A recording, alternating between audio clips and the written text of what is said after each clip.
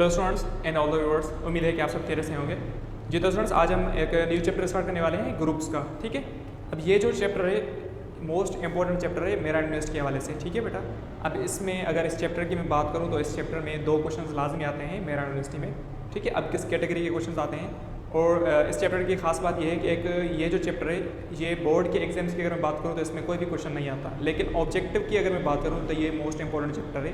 मेरा यूनिवर्सिटी हो, चाहे कोई यूनिवर्सिटी हो, या आपकी NAD हो या दाऊद यूनिवर्सिटी हो, तो इसमें क्वेश्चन लाजमी पूछा जाता है। ठीक है, और ये चैप्टर जो है बिल्कुल ईजी चैप्टर है, बिल्कुल ईजी है, इतना ज़्यादा मुश्किल नहीं है। अब जिस तरीके से मैं आप लोगों के साथ ये चैप्टर शेयर करूँगा कि इस चैप्टर के जितने भी टॉपिक्स हैं जो मैं शेयर करूँगा, आप उसको थोड़ा समझने की कोशिश करिएगा कि मैं क्या बोलना चाह रहा हूँ, ठीक है, और क्या समझाना चाह रहा हूँ। ठीक है, तो वो थोड़ा सा फोकस रहिएगा। तो बेटा आज का जो चैप्टर है हमारा वो ग्रुप्स का चैप्टर है। ठीक है, अब ये जो चैप्टर है थोड़ा सा रफ चैप्टर कहा जाता है। रफ चैप्टर इस वजह से क्योंकि इसमें ज़्यादातर जो मैंने नोट किया है कि टीचर्स को इस पे फोकस करवाना नहीं आता है स्टूडेंट्स को, कि सबसे पहले क्या चीज़ पढ़ानी है, उसके बाद क्या चीज़ पढ़ानी है, ये चैप्टर किस पर यानी किस टॉपिक पर ख़त्म होना है, किस टॉपिक से स्टार्ट होना है, तो ये मोस्ट इंपॉर्टेंट चीज़ होती है। ठीक है, तो उम्मीद करता हूँ कि मेरे पढ़ाने से आपको ये चैप्टर बिल्कुल अच्छे तरीके से समझ में आ जाएगा। ठीक है, तो स्टार्ट करते हैं आज के इस लेक्चर को। तो बेटा ग्रुप्स चैप्टर पढ़ने से पहले कुछ सेट्स जो मैंने आप लोगों के साथ शेयर किए थे फर्स्ट चैप्टर में, तो वो थोड़े से आपको डिस्कस करने हैं ताकि ये चीज़ें आपको क्लियर हो जाएँ। तो बेटा सबसे पहले आता है नेचुरल सेट। तो नेचुरल सेट हमें पता है कौन सा होता है, 1 2 3 4 5 अप टू सो ऑन। उसके बाद आता है होल सेट जिसमें 0 इंक्लूडेड होता है। ठीक है, और उसके बाद इंटीजर्स की अगर बात करूँ तो नेचुरल भी इंटीजर्स में होते हैं, होल के सारे एलिमेंट्स भी इंटीजर्स में होते हैं।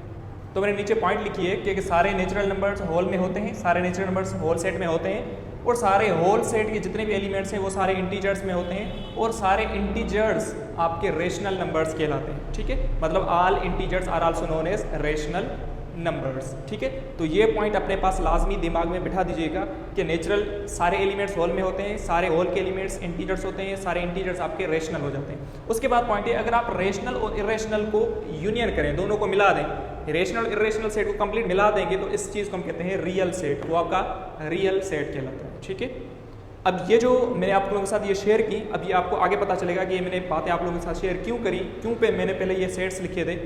ठीक है, अब इसकी प्रॉपर्टीज़ भी आ जाते हैं। तो बेटा सबसे पहले इसकी प्रॉपर्टी आ जाती है बाइनरी ऑपरेशन। तो बेटा सिंपली बाइनरी ऑपरेशन की पहले हम डेफिनेशन डिस्कस करते हैं, उसके बाद मैं आपको छोटा सा एग्जांपल देता हूँ, आपको चीज़ें क्लियर हो जाएंगी। कह रहा है कि a process that combines 2 numbers to give third number. तो ऐसा प्रोसेस जिसमें हम 2 नंबर्स को कंबाइन करें, 2 नंबर्स का ऑपरेशन करें और थर्ड नंबर मिल जाए, उसे हम कहते हैं बाइनरी ऑपरेशन। ठीक है, अब अगर मैं बोलूँ क्या एडिशन बाइनरी ऑपरेशन है, आप बोलेंगे सर एडिशन बाइनरी ऑपरेशन है, अगर मैं 2 को 3 के साथ ऐड करूँ तो आंसर 5 आ जाएगा, थर्ड नंबर मिल रहा है। अगर मैं आपसे पूछूँ क्या मल्टीप्लिकेशन बाइनरी ऑपरेशन है, आप बोलेंगे सर मल्टीप्लिकेशन भी बाइनरी ऑपरेशन है, अगर 2 को 3 के साथ मल्टीप्लाई करवाऊंगा आंसर 6 आ जाएगा। तो ये बाइनरी ऑपरेशन कहलाता है। बाइनरी ऑपरेशन जस्ट एक प्रोसेस होता है जिससे हम क्या करते हैं, 2 नंबर्स को कंबाइन करके थर्ड नंबर जनरेट करते हैं। ओके, उसके बाद अब बाइनरी ऑपरेशन स्टार। अब जब भी हम आगे डिस्कस करेंगे सेट्स में, तो बाइनरी ऑपरेशन को मैं इस स्टार से डिनोट करूंगा। ओके, अब वो एडिशन भी हो सकता है, वो मल्टीप्लिकेशन भी हो सकता है। बाइनरी ऑपरेशन एडिशन भी हो सकता है, मल्टीप्लिकेशन भी हो सकता है। ओके, उसे मैं स्टार से डिनोट करूंगा। उसके बाद है, अब बाइनरी ऑपरेशन जब भी आप डिफाइन करेंगे, जब भी आप किसी सेट पर डिफाइन करेंगे, तो हमेशा आपका वो सेट नॉन एम्प्टी होना चाहिए। जैसे मैंने एग्जांपल दिया था ना 2 + 3, अगर आपसे पूछूं 2 और 3 किसके एलिमेंट है, आप बोलेंगे सर ये नेचुरल सेट के एलिमेंट्स हैं। तो मतलब natural set non empty set है ना। तो एग्जैक्टली जब आप 2 एलिमेंट्स लेंगे बाइनरी ऑपरेशन परफॉर्म करने के लिए, वो एलिमेंट आपके नॉन एम्प्टी सेट से ही होने चाहिए, मतलब वो सेट आपका नॉन एम्प्टी हो, एम्प्टी ना हो। ओके, उसके बाद एग्जांपल मैंने लिखा है, नेचुरल सेट के एग्जांपल मैंने लिखे हैं 1 2 3 4 अप टू सो ऑन। तो मैं आपसे पूछ रहा हूँ एन यानी नेचुरल सेट प्लस में इस बाइनरी ऑपरेशन, क्या ये बाइनरी ऑपरेशन है? और बोलेंगे सर बिल्कुल बाइनरी ऑपरेशन है। क्यों? क्योंकि अगर मैं नेचुरल सेट के कोई भी दो एलिमेंट्स लेके उनका एडिशन करूंगा तो आंसर जो नंबर आएगा वो भी नेचुरल से ही होगा। एग्जैक्टली जैसे मैंने एग्जांपल लिखा है 3 + 4 आंसर 7 आएगा, और 7 भी नेचुरल में होता है। 3 × 6 करूँ, 3 × 6 यानी नेचुरल मल्टीप्लिकेशन में भी बाइनरी ऑपरेशन होता है। मतलब अगर मैं 3 × 6 करूँगा तो 18 आ जाएगा। क्या 18 नेचुरल नहीं है? Exactly 18 is also natural number. ठीक है, तो मतलब बाइनरी ऑपरेशन नेचुरल प्लस में भी बाइनरी ऑपरेशन है, मल्टीप्लिकेशन में बाइनरी। अगर ये हम होल सेट पे डिफाइन करें तो आप बोलेंगे सर बिल्कुल होल सेट पे भी डिफाइन होगी। अगर मैं 0 को 1 के साथ मल्टीप्लाई करूँ आंसर 0 आएगा, तो 0 भी तो होल सेट में है ना। अगर मैं 2 को 3 के साथ मल्टीप्लाई करूँ 6 आएगा, तो 6 भी तो होल सेट में है ना। चीज़ें क्लियर हो रही हैं? वैसे ही इंटीजर्स की अगर बात करूँ तो इंटीजर्स क्या बाइनरी ऑपरेशन परफॉर्म करेगा? आप बोलेंगे सर बिल्कुल करेगा। अगर मैं कोई भी 2 इंटीजर्स ले लूँ, अगर उन 2 इंटीजर्स को आप ऐड करवाएं या मल्टीप्लाई करवाएं, तो जो नंबर आएगा, जो आंसर आएगा, वो भी आपका इंटीजर सेट से ही होगा। इस चीज़ को हम कहते हैं बाइनरी ऑपरेशन या बाइनरी रिलेशन। ठीक है, तो जब भी मैं बाइनरी ऑपरेशन को डिफाइन करूंगा मैं स्टार से डिफाइन करूंगा। दोबारा रिपीट कर रहा हूं, जब भी मैं बाइनरी ऑपरेशन को डिफाइन करना चाहूंगा तो मैं हमेशा स्टार डिफाइन करूंगा। वो आपका एडिशन भी हो सकता है, मल्टीप्लिकेशन भी हो सकता है। आगे चलते हैं। उसके बाद है एडिशन इज ये सेम ही पॉइंट मैंने लिखी है, addition is binary operation in. अब एडिशन सारे आपके बाइनरी ऑपरेशन हो जाते हैं रियल में, कॉम्प्लेक्स में, इंटीजर्स में, इवन में एंड रेशनल में। अब इसमें कंफ्यूज नहीं होना। अब इसका मतलब ये है कि अगर आप दो कोई भी रियल नंबर्स ले लें, उनका ऐड करेंगे तो आंसर क्या आएगा? रियल नंबर ही आएगा। दो कोई भी कॉम्प्लेक्स नंबर ले लें, पढ़े हैं ना कॉम्प्लेक्स नंबर आपने, तो कोई भी दो कॉम्प्लेक्स नंबर ले लें, उनको ऐड करें तो आंसर कॉम्प्लेक्स नंबर ही आएगा। और दो कोई भी इवन नंबर ले लें, अगर दो इवन नंबर्स का एडिशन करवाएंगे तो आंसर इवन नंबर ही आएगा। तो इसलिए इवन जो इंटीजर्स, इवन जो नंबर्स हैं वो सारे आपके बाइनरी ऑपरेशन में आ जाते हैं। वैसे ही रेशनल भी आ जाते हैं। ओके, उसके बाद है मल्टीप्लिकेशन इज बाइनरी ऑपरेशन। अब मल्टीप्लिकेशन आपका, जैसे मैंने आपको बताया, इंटीजर्स में मल्टीप्लिकेशन फॉलो करता है, इवन में भी मल्टीप्लिकेशन फॉलो करता है। मतलब दो इवन नंबर्स को मल्टीप्लाई करेंगे आंसर इवन नंबर ही आएगा और नहीं आएगा। तो इवन में भी फॉलो करता है, रेशनल भी, रियल में भी एंड कॉम्प्लेक्स में भी। मतलब दो कॉम्प्लेक्स नंबर को अगर आप मल्टीप्लाई करवा दें तो आंसर कॉम्प्लेक्स ही आएगा, कोई दूसरा नंबर नहीं आ जाएगा। तो इसलिए कॉम्प्लेक्स नंबर्स में भी मल्टीप्लिकेशन इज बाइनरी ऑपरेशन होता है। आगे चलते हैं। उसके बाद है second property, most important property है आइडेंटिटी एलिमेंट। ठीक है, अब बेटा थोड़ा आप रिकॉल करें, आइडेंटिटी एलिमेंट अगर मैं आपसे पूछूं रियल नंबर्स में identity with respect to addition क्या होता है? दोबारा मैं पूछ रहा हूं आपसे क्वेश्चन, क्या रियल नंबर्स में identity with respect to addition क्या होता है? मतलब ऐसा कोई नंबर है रियल सेट में जो अगर किसी भी नंबर के साथ में ऐड करवाऊं तो उस नंबर पे फर्क ना पड़ेगा? आप बोलेंगे सर बिल्कुल है, zero is the additive identity in real set. ठीक है, तो जीरो एडिटिव आइडेंटिटी होता है। उसके बाद अगर मैं आपसे पूछूं क्या मल्टीप्लिकेशन में कोई आइडेंटिटी एलिमेंट है रियल सेट में? आप बोलेंगे सर बिल्कुल है। क्यों है? वो तो वन है ना। तो वन अगर किसी भी रियल सेट के साथ, किसी भी रियल नंबर के साथ मल्टीप्लाई करवाएंगे उस नंबर में फर्क नहीं पड़ेगा। तो one is multiplicative identity in real set. ठीक है, अब यही बातें, अब ये मैंने वही पॉइंट लिखी है, ए स्टार ई। ए स्टार ई का मतलब क्या है कि अगर ई कोई भी आइडेंटिटी एलिमेंट है, उसका ऑपरेशन मैं किसी भी नंबर के साथ करवाऊंगा तो आंसर क्या? वही नंबर आएगा ना। तो वही तो चीज़ मैंने बताई आप लोगों को कि आइडेंटिटी वो नंबर होता है जो किसी भी नंबर के साथ ऑपरेट होगा, फिर चाहे वो ऐड हो या मल्टीप्लाई हो, आंसर उसी नंबर पे फर्क नहीं पड़ेगा। इस चीज़ को हम क्या कहते हैं? Identity element. तो वही मैंने लिखा है, ये अपने पास लाजमी नोट करिएगा। ओके, लाजमी। अगर ए स्टार ई, तो मैंने क्या बताया, स्टार बाइनरी ऑपरेशन होता है, वो एडिशन भी हो सकता है, मल्टीप्लिकेशन भी हो सकता है। ए स्टार ई या ई स्टार ए करवाऊँ, अगर खुद नंबर आ रहा है तो उसका मतलब है कि उसमें आइडेंटिटी एलिमेंट है। अगर ये कंडीशन सेटिस्फाई होगी तो उस सेट में आइडेंटिटी एलिमेंट होता है। अब मैं आपसे छोटा सा क्वेश्चन पूछता हूँ, क्या नेचुरल सेट प्लस में आइडेंटिटी, इसमें कोई आइडेंटिटी एलिमेंट है? तो आप सीधा सीधा क्या चेक करेंगे, प्लस में आइडेंटिटी क्या होता है? रिकॉल करो, प्लस में आइडेंटिटी जीरो होता है। क्या नेचुरल में जीरो होता है?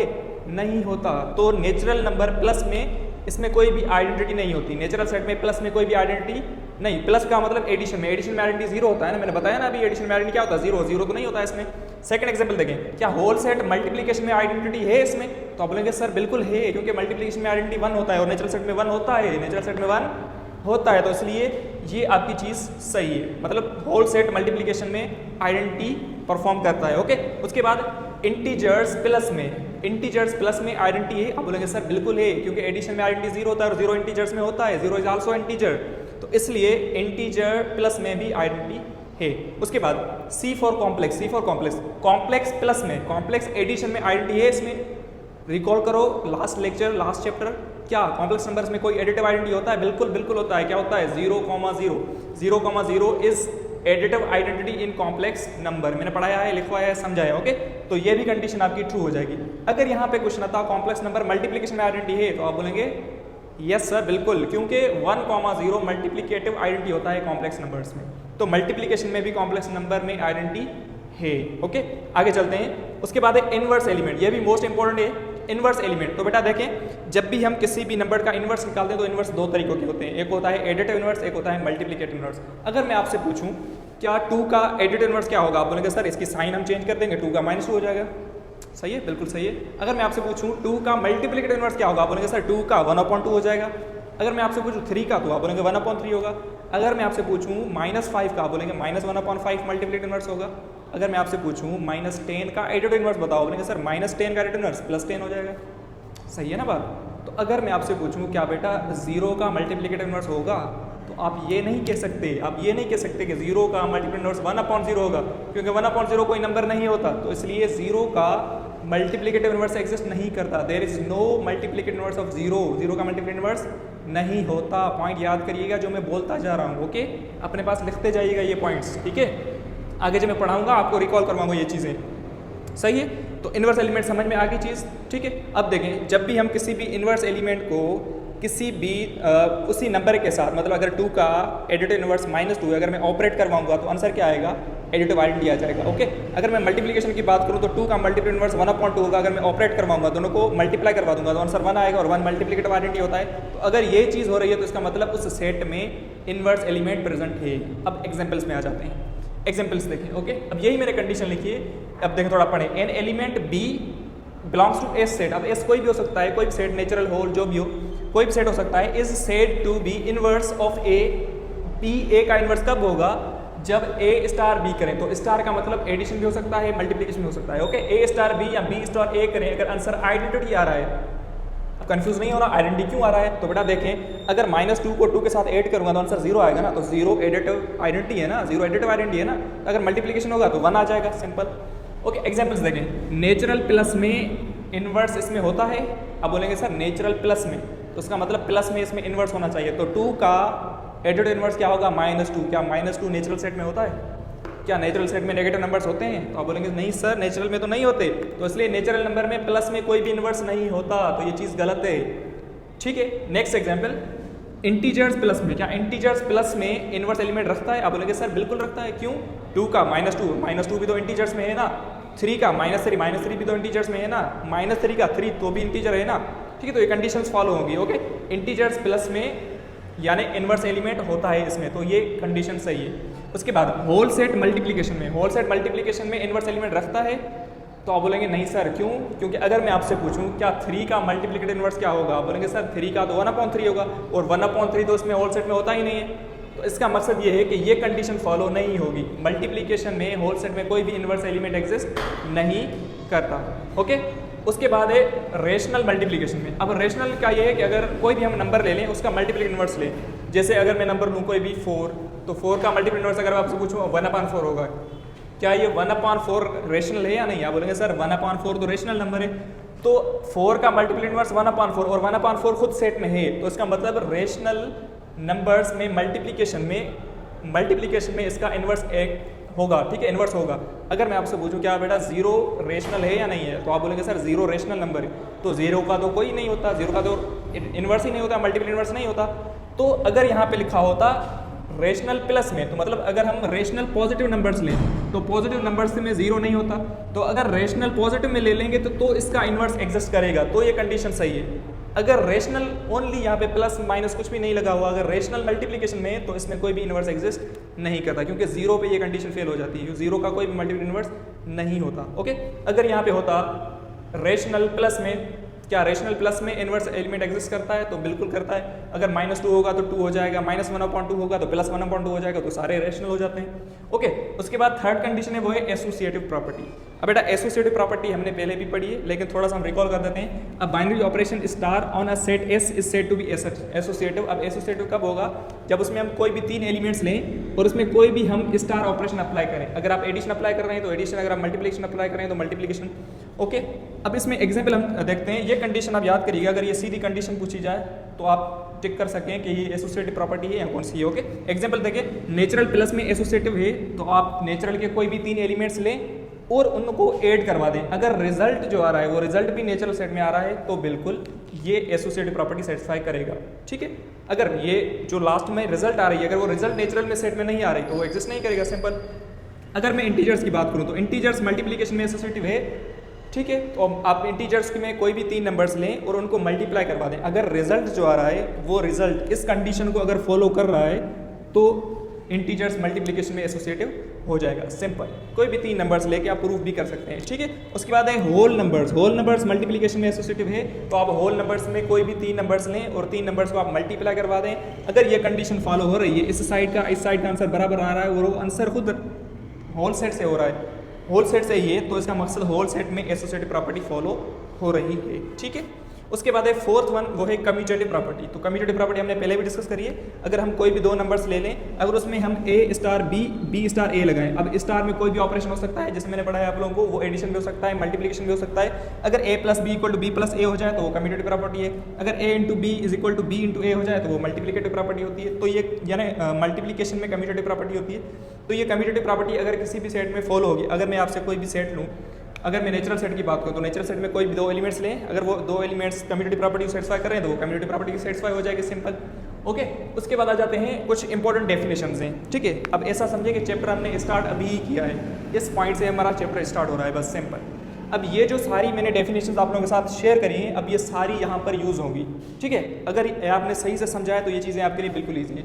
अब इसमें क्या है, पहली definition, a set that defines binary operation, ऐसा सेट जो बाइनरी ऑपरेशन को डिफाइन कर रहा है। तो बेटा बाइनरी ऑपरेशन लिखा हुआ हो या क्लोजर प्रॉपर्टी लिखी हुई हो, ठीक है। अब क्लोजर प्रॉपर्टी क्या है कि अगर उस सेट में से हम दो कोई भी एलिमेंट्स लें, अगर उन पे हम वो ऑपरेशन अप्लाई करें, जो भी ऑपरेशन दिया गया हो, अगर वो अप्लाई करें, वो रिजल्ट उसी सेट में आ रहा है, तो हम कहेंगे कि इस सेट पर क्लोजर लॉ अप्लाई हो रहा है, मतलब बाइनरी ऑपरेशन अप्लाई हो रही है, ठीक है। अगर किसी भी सेट पर क्लोजर प्रॉपर्टी या बाइनरी ऑपरेशन अप्लाई हो रही है तो उस सेट को हम कहते हैं ग्रुपॉइड। क्या कहते हैं, ग्रुपॉइड। अपने पास लाजमी नोट करिएगा ये पॉइंट्स। अगर किसी भी सेट पर क्लोजर प्रॉपर्टी सेटिस्फाई होगी तो उसे हम क्या कहते हैं, ग्रुपॉइड कहते हैं। जैसे नेचुरल प्लस में अगर बात करूँ तो नेचुरल में दो एलिमेंट्स ले लें, उसमें आप दो एलिमेंट्स आप ऐड करेंगे, रिजल्ट उन्हीं सेट में से ही आ रहा है तो ये ग्रुपॉइड नेचुरल में हो जाएगा। अगर होल सेट के दो एलिमेंट्स लें और मल्टीप्लिकेशन उनको मल्टीप्लाई करवा दें, अगर रिजल्ट होल सेट से ही आ रहा है तो ये ग्रुपॉइड हो जाएगा।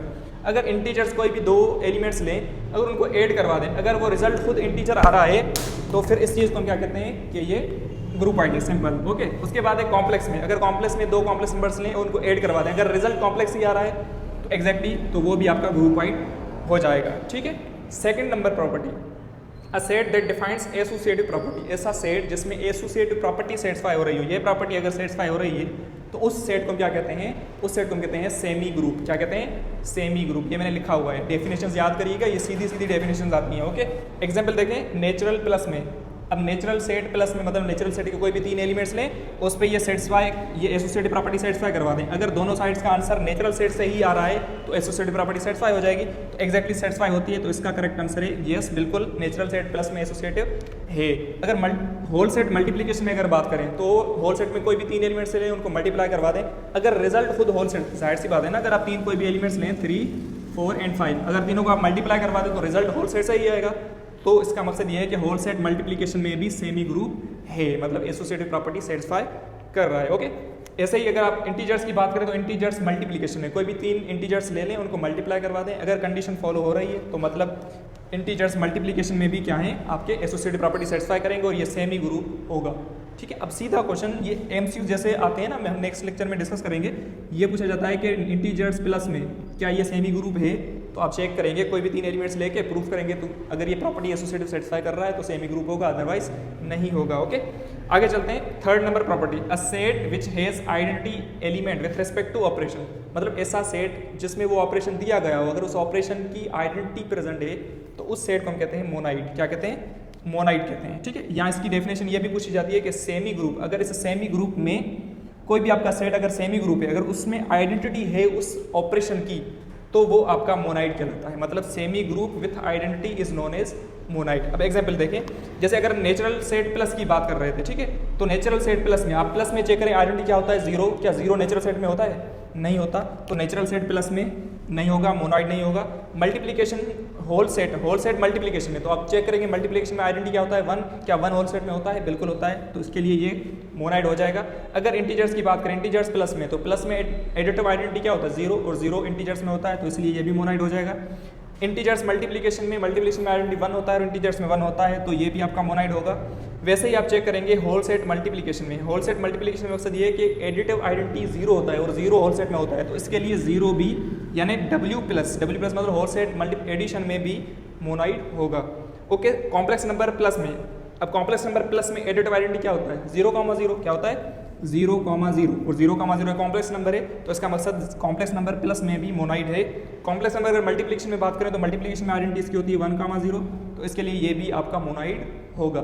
अगर यहाँ पे लिखा हुआ होता रेशनल मल्टीप्लिकेशन में, तो आप बोलेंगे सर रेशनल मल्टीप्लिकेशन में आइडेंटिटी 1 होता है और 1 रेशनल नंबर में, होता है, मतलब हर एक सेट का मतलब उसका क्या होगा, आइडेंटिटी एलिमेंट होगा, हर सेट का आइडेंटिटी एलिमेंट होगा। अगर मैं आपसे पूछूं क्या जीरो का आइडेंटिटी यानी इसका आइडेंटिटी क्या होगा जीरो का, तो आप बोलेंगे सर जीरो का तो अगर हम एडिशन की बात करेंगे तो जीरो ही होगा और मल्टीप्लिकेशन में वैसे भी 1 हो जाएगा, तो रेशनल मल्टीप्लिकेशन में भी क्या होगा, मोनाइड हो जाएगा। ठीक है, तो ऐसा सेट जिसमें मोनाइड प्रॉपर्टी सेटिस्फाई हो रही हो, जिसमें आइडेंटिटी एलिमेंट हो उस ऑपरेशन का, तो उसे हम कहते हैं मोनाइड। ठीक है, अब इसमें नेक्स्ट जो डेफिनेशन है वो है अ set which has inverse element is known age group. तो बेटा ग्रुप मोस्ट इंपॉर्टेंट डेफिनेशन है, मतलब ऐसा सेट जो ग्रुपवाइड भी हो, जो सेमी ग्रुप भी हो, जो मोनाइड भी हो, उसके बाद उसमें इनवर्स एलिमेंट भी हो, अगर ये सारी चीज़ें डिफाइन कर रहा है तो इससे हम कहते हैं वो सेट आपका ग्रुप कहलाता है। क्या कहलाता है, ग्रुप। अब इसमें चेक करें, अब इनवर्स एलिमेंट हमें पता है ना, इनवर्स एलिमेंट क्या है। ओके, अब देखें नेचुरल सेट प्लस में, तो बेटा पहले सबसे पहले देखें क्या नेचुरल सेट प्लस में इसमें कोई आइडेंटिटी है, तो बोलेंगे सर इसमें आइडेंटिटी जीरो है और जीरो तो नेचुरल में होता ही नहीं, तो इसका मकसद ये आइडेंटिटी में ही फेल हो रहा है, तो इनवर्स में कहाँ तक पहुँचेगा, इनवर्स ही नहीं होगा। ठीक है, तो इसके लिए नेचुरल प्लस में नहीं होगा। अगर होल सेट प्लस की बात करें तो होल सेट में एडिटिव आइडेंटिटी जीरो होता है और जीरो इसमें होता है, यहाँ तक बात ठीक है, मतलब ये मोनाइड तो है। अब इनवर्स क्या इनवर्स एलिमेंट इसमें है, एडिशन में इनवर्स, अगर मैं आपसे पूछूं 2 का एडिटिव इनवर्स क्या होगा, बोलेंगे सर -2। क्या -2 होल सेट में होता है, नहीं होता, तो ये इनवर्स प्रॉपर्टी फेल हो जाएगा, मतलब मोनाइड है, एडिशन में मोनाइड है लेकिन ग्रुप नहीं है। ओके, होल सेट मल्टीप्लिकेशन की बात करें तो होल सेट मल्टीप्लिकेशन में आइडेंटिटी होता है 1 और 1 इसमें होता है, 1 इसमें होता है प्रेजेंट। तो इसके लिए अगर मैं इनवर्स एलिमेंट की बात करूँ, मतलब अगर मैं कोई भी होल सेट का एक एलिमेंट लूँ और उसका इनवर्स अगर मैं उसी सेट में आ रहा है तो वो आपका इनवर्स यानी ग्रुप हो जाएगा। अगर मैं 2 लूँ तो 2 का मल्टीप्लिकेटिव इनवर्स क्या होगा, 1/2। क्या 1/2 होल सेट में होता है, नहीं होता, तो इसलिए ग्रुप यानी होल सेट मल्टीप्लिकेशन में ग्रुप नहीं होगा। इंटीजर्स प्लस की अगर बात करूँ तो प्लस में इनवर्स एलिमेंट अगर हम चेक करें तो -2 का 2 होगा, 3 का -3 होगा, हर एलिमेंट का क्या होगा, इनवर्स होगा। तो यानी इंटीजर्स प्लस में भी आपका ग्रुप होगा, ये मोस्ट इंपॉर्टेंट है, इंटीजर्स प्लस में ग्रुप हो जाता है। ठीक है, याद करिएगा। उसके बाद है इंटीजर्स, अगर हम मल्टीप्लिकेशन की बात करें तो मल्टीप्लिकेशन में आप कोई भी एक नंबर लें, उसका मल्टीपल इनवर्स फाइंड करें, अगर वो उसी सेट में आ रहा है तो वो आपका इनवर्स हो जाएगा, सिंपल। अगर हम 3 की बात करें तो 3 का मल्टीपल इनवर्स होगा 1/3। क्या 1/3 इंटीजर्स में होता है, नहीं होता, तो इसके लिए ये आपका ग्रुप नहीं होगा। अगर हम रियल सेट की बात करें एडिशन में, तो एडिशन में अगर आप कोई भी नंबर लें और उसका इनवर्स फाइंड करें, 3 लें तो -3 तो वो भी रियल है, 1/2 लें -1/2 वो भी रियल है। अगर कोई भी आप इरेशनल नंबर भी ले लें, अगर √2 लें तो -√2 होगा तो वो भी आपका रियल है। तो रियल सेट एडिशन में आपका ग्रुप हो जाता है। ठीक है, ये भी इंपॉर्टेंट कंडीशन है, याद करिएगा। उसके बाद है रियल सेट मल्टीप्लिकेशन में, मतलब रियल सेट के जितने भी एलिमेंट्स हैं उनका इनवर्स एलिमेंट एग्जिस्ट करेगा तो वो आपका इनवर्स कहलाता है, सिंपल। अगर मैं आपसे पूछूं क्या 0 रियल एलिमेंट है, आप बोलेंगे सर 0 रियल एलिमेंट है, क्या 0 का इनवर्स एलिमेंट एग्जिस्ट करता है, नहीं करता। तो रियल सेट में अगर 0 इंक्लूड होगा तो इनवर्स नहीं होगा। अगर हम 0 को निकाल दें तो सारे एलिमेंट्स का इनवर्स फिर तो हो जाएगा ना। तो अगर रियल सेट की बात कर रहे हैं तो रियल सेट अगर 0 नहीं है तो मल्टीप्लिकेशन में ग्रुप है, लिखें ये पॉइंट। अगर रियल सेट मल्टीप्लिकेशन में विदाउट 0 बात हो रही है तो वो ग्रुप होगा, अगर विद 0 को इंक्लूड करेंगे तो वो ग्रुप नहीं होगा। तो मल्टीप्लिकेशन में ग्रुप नहीं होगा, अगर 0 इंक्लूड होगा, अगर 0 इंक्लूड नहीं है तो वो ग्रुप हो जाएगा। ओके, उसके बाद लास्ट डेफिनेशन है एबेलियन ग्रुप। ठीक है, अब एबेलियन ग्रुप क्या है कि जो ये सारी प्रॉपर्टीज सेटिस्फाई करे, कौन सी, वो ग्रुपाइड भी हो सबसे पहले, सेमी ग्रुप भी हो, मोनाइड भी हो, ग्रुप भी हो, उसके बाद उसमें एक और प्रॉपर्टी भी सेटिस्फाई होनी चाहिए, वो क्या है, कम्यूटेटिव प्रॉपर्टी। मतलब ये सारी डेफिनेशन डिफाइन करने के बाद अगर वो कम्यूटेटिव प्रॉपर्टी को भी सेटिस्फाई कर रहा है तो वो आपका एबेलियन ग्रुप कहलाता है। ठीक है, एबेलियन ग्रुप यहाँ से कम्यूटेटिव ग्रुप भी कहते हैं, सिंपल। अब देखें, ये मैंने पॉइंट लिखी है, group is important for that, मतलब पहले तो वो ग्रुप होना चाहिए, अगर वो ग्रुप है तो ही तो वो एबेलियन होगा ना, अगर ग्रुप ही नहीं होगा तो एबेलियन कहाँ से होगा। ओके, अब ये मैंने कुछ एग्जांपल्स लिखे हैं रेशनल नंबर्स प्लस में। रेशनल नंबर प्लस में क्या एबेलियन है, तो पहले आप चेक करें क्या रेशनल नंबर प्लस में इनवर्स हैं। ठीक है, तो देखें अगर आप कोई भी रेशनल नंबर लें उसका इनवर्स लें, एडिटिव इनवर्स, क्योंकि प्लस साइन लगी हुई है तो एडिटिव इनवर्स फाइंड करना है। तो अगर हम कोई भी एग्जाम्पल ले लें 1/2 तो -1/2 रेशनल है, अगर 3/4 ले लें तो -3/4 रेशनल है, मतलब हर एक नंबर का क्या होगा, इनवर्स एलिमेंट होगा एडिशन में। तो ये आपका, और फिर चेक करें कम्यूटेटिव, मतलब आप कोई भी 2 रेशनल नंबर्स लें उनको ऐड करवाएं, ये प्रॉपर्टी सेटिस्फाई करवा दें, कम्यूटेटिव प्रॉपर्टी। अगर ये प्रॉपर्टी सेटिस्फाई हो रही है, दोनों साइड्स का आंसर सेम आ रहा है, तो फिर वो ग्रुप आप यानी जो सेट होगा आपका वो कम्यूटेटिव ग्रुप यानी एबेलियन ग्रुप हो जाएगा। तो रेशनल प्लस में आपका एबेलियन ग्रुप होता है। ठीक है। उसके बाद अगर रेशनल नंबर्स मल्टीप्लिकेशन में, अब प्लस साइन का मकसद ये है कि सारे पॉजिटिव नंबर्स, अब पॉजिटिव नंबर्स मतलब जीरो को हम इंक्लूड नहीं कर रहे। अगर हम जीरो को इंक्लूड नहीं कर रहे तो मल्टीप्लिकेशन में ये इन्वर्स हो जाएगा, मैंने आपको अभी बताया। अगर रेशनल नंबर्स प्लस में, ठीक है, प्लस मतलब ये है कि इसमें जीरो इंक्लूड नहीं होगा। अगर जीरो इंक्लूड नहीं है तो मल्टीप्लिकेशन में ये ग्रुप होगा, ठीक है, मतलब ये ग्रुप है। अगर हम इसके दो कोई भी एलिमेंट्स ले लें, पॉजिटिव रेशनल नंबर्स ले लें, उनको अब क्या करें, उसकी ये कम्यूटेटिव प्रॉपर्टी सेटिस्फाई करवा दें। अगर ये प्रॉपर्टी सेटिस्फाई हो रही है तो अगर आप चेक करें ना, अगर 1/2 प्लस 3/2 करें तो ये 3/2 प्लस 1/2 आंसर दोनों साइड्स का सेम आ जाएगा, मतलब कम्यूटेटिव प्रॉपर्टी होल्ड करेगी। अगर कम्यूटेटिव प्रॉपर्टी होल्ड कर रही है तो इसका मकसद ये एबेलियन ग्रुप हो जाएगा। अगर जीरो इंक्लूड नहीं है तो, ठीक है, अगर जीरो इंक्लूड होगा तो ये ग्रुप ही नहीं होगा, सिंपल। उसके बाद है रियल सेट मल्टीप्लिकेशन में, ठीक है। अब रियल सेट मल्टीप्लिकेशन मकसद ये है कि सारे रियल सेट्स का, सारे रियल एलिमेंट्स का इन्वर्स एग्जिस्ट करेगा। तो अगर जीरो की बात की जाए तो जीरो का तो इन्वर्स नहीं होता, तो इसके लिए ये कंडीशन फेल हो जाएगी क्योंकि ये ग्रुप ही नहीं होगा। अगर ग्रुप ही नहीं होगा तो एबिलियन कहाँ से होगा? तो ग्रुप एबिलियन के लिए ये सारी कंडीशंस तो इंपॉर्टेंट है ना। अगर ग्रुप नहीं है तो एबिलियन नहीं होगा ना, सिंपल, ओके। उसके बाद है अगर रियल सेट की बात करें मल्टीप्लिकेशन में विदाउट जीरो, प्लस साइन का मकसद ये है कि उसमें जीरो इंक्लूड नहीं है। अगर जीरो इंक्लूड नहीं है तो वो मल्टीप्लिकेशन में ग्रुप होगा, ठीक है, मतलब ये सारी कंडीशन सेटिस्फाई करके वो ग्रुप तक पहुंचा है। उसके बाद अगर उसमें ये कम्यूटेटिव प्रॉपर्टी सेटिस्फाई हो गई तो फिर वो आपका एबिलियन ग्रुप हो जाएगा। तो आप चेक कर सकते हैं, कोई भी दो रियल नंबर्स लेके उनको आप मल्टीप्लाई करवा दें, क्योंकि ऑपरेशन मल्टीप्लिकेशन है, तो कोई भी दो रियल नंबर्स लेके उनको आप मल्टीप्लाई करवाएंगे तो ये कंडीशन फॉलो होगी। तो अगर कंडीशन फॉलो होगी तो ये फिर आपका एबिलियन ग्रुप हो जाएगा। वैसे ये rational real numbers without zero multiplication में एबिलियन हो जाता है, ठीक है बेटा। तो ये आपका चैप्टर था ग्रुप्स का, ठीक है। अब ये मोस्ट इंपॉर्टेंट चैप्टर है, ठीक है, थोड़ा सा रफ चैप्टर है लेकिन बिल्कुल ईजी है, ठीक है। अगर ऑब्जेक्टिव की हम बात करें तो ऑब्जेक्टिव के हवाले से इसमें दो क्वेश्चन लाजमी आते हैं, ठीक है। सब्जेक्टिव में इसमें कोई क्वेश्चन नहीं होता क्योंकि सब्जेक्ट में इसमें कुछ लिखना वगैरह कुछ नहीं होता।